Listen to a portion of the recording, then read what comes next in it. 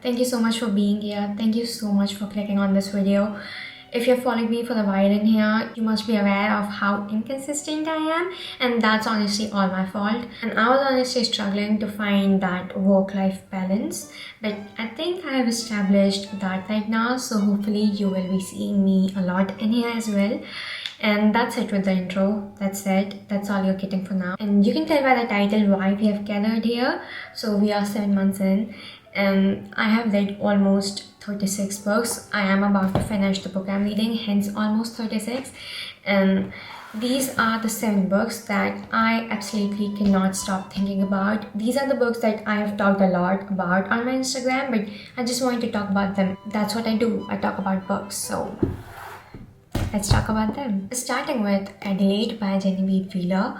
Now this is a book that I've talked a lot about on my Instagram, but I'm going to just, talk some more. If you have ever been young and madly in love with someone who is unsure about you, or who is giving you mixed signals, or who is straight up just not in love with you, then you are going to relate with this book, because this book captures the feeling of being stuck, having that false sense of hope that the person you're in love with might fall in love with you someday, waiting for the wrong person, and all these complicated emotions in such a beautiful way. This book portrays what it is like to fall in love with someone who isn't sure about you.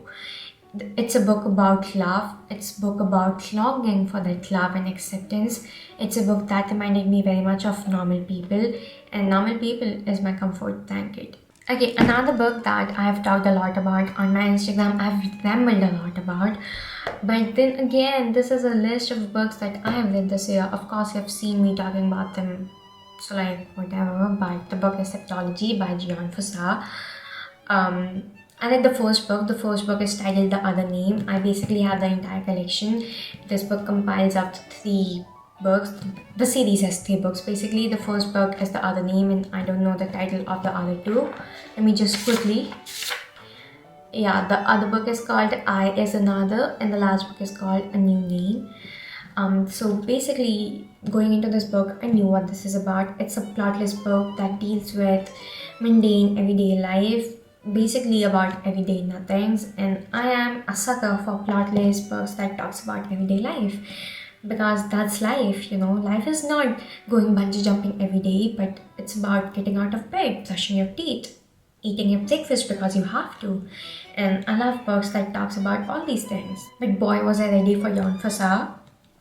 No, I wasn't. So basically, septology is this one big monologue, one big continuous monologue.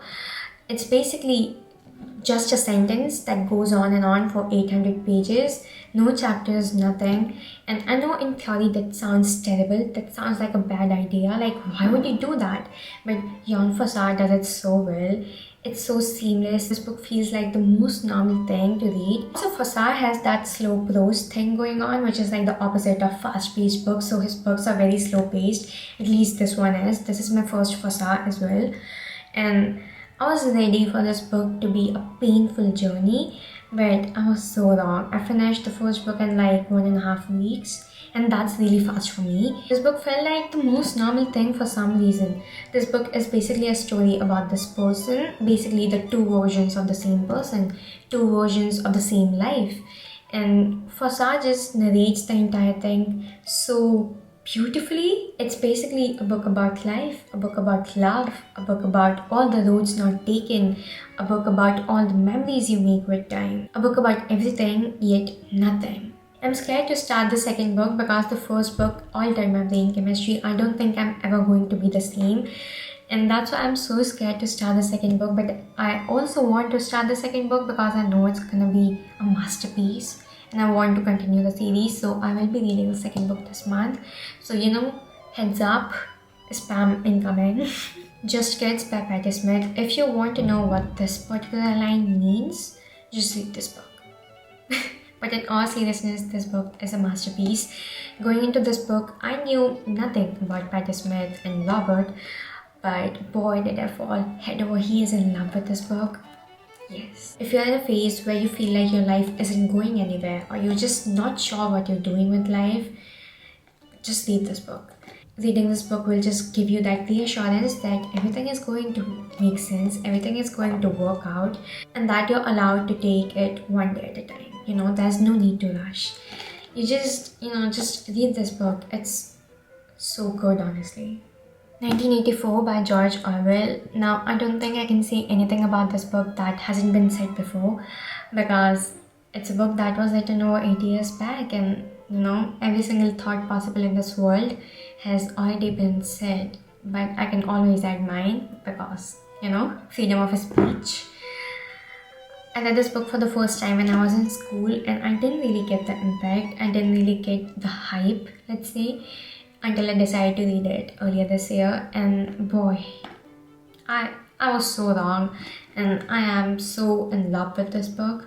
This book was written almost 80 years back, and it was also banned in a few countries because of two major reasons: obscenity and pro-communist passages. Why did I say moves? I'm so sorry.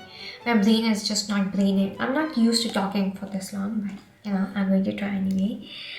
So this book is set in a world that is ruled by Big Brother, and this Big Brother watches your every move, everything you say, everything you do.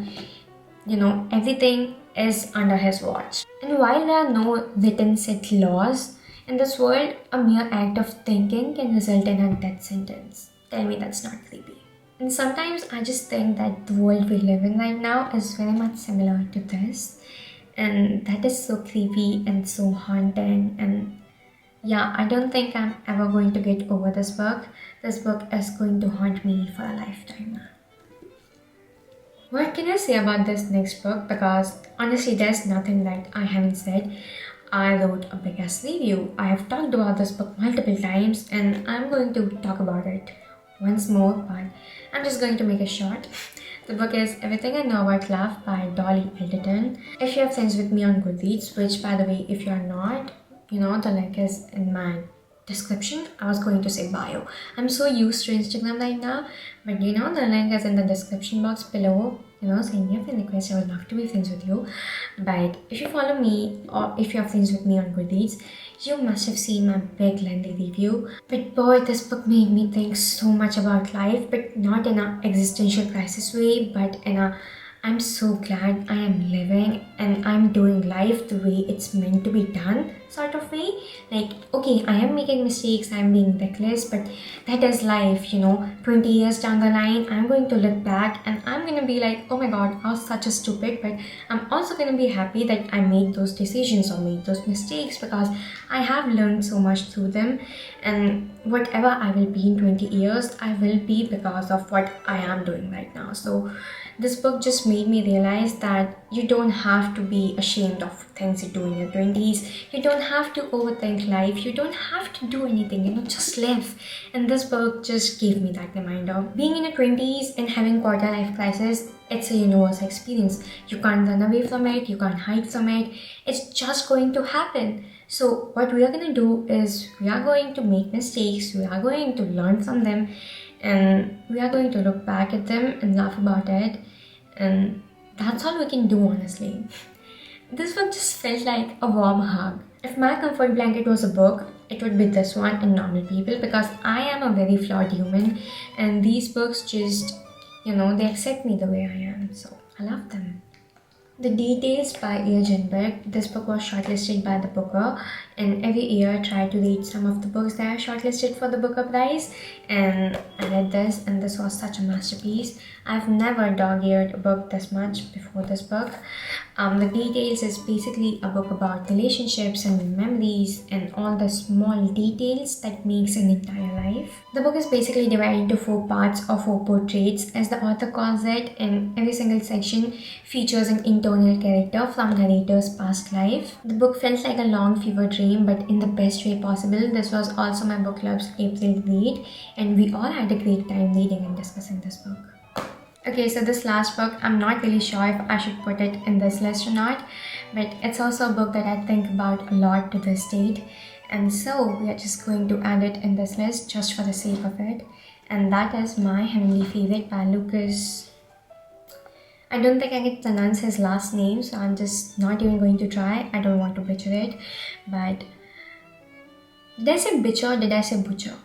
whatever, but like if you have read Lolita or if you have read My Dark Vanessa, you are maybe ready for this book, but again, you're not ready for this book. This book is so much darker than Lolita or My Dark Vanessa. This book talks about child grooming, so if that's a topic that can trigger you, you should stay away from this book.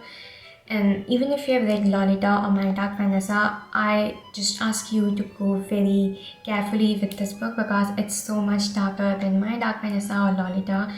You just aren't even ready for what this book has in store for you. This book is just so dark and haunting, but also the prose is so beautiful, but the story is just so creepy. The book follows a 49-year-old wit who gets obsessed with a 14-year-old farmer's daughter, and that itself sounds so disturbing. And this book made me realize so many things. This book made me accept so many of the darker facts about the world we live in. This book just made me come eye to eye with the facts that I wasn't even aware, let alone accepted. It's a tough read. It's a read that I really wanted. It's a book that I'm glad I read, but I won't recommend it. I also have to give the credit where it's due. Lucas's writing is so good. The prose is so hauntingly beautiful, but at the same time, the story is so creepy and haunting and disturbing. It's just a lot. And that was the video, you guys. These are all the books that I think are the best amongst the ones I have read this year. These are the books that I still think about, that I don't think I'm going to get over anytime soon. If you have read any of the books, let me know your thoughts on them. Let me know what your top favorites of this year are so far. And I will hopefully see you very soon with a new video. Until then, bye. Have a good day. I badly want to do that kiss move, but I also don't want to be cringe. I'm just gonna pass. Bye.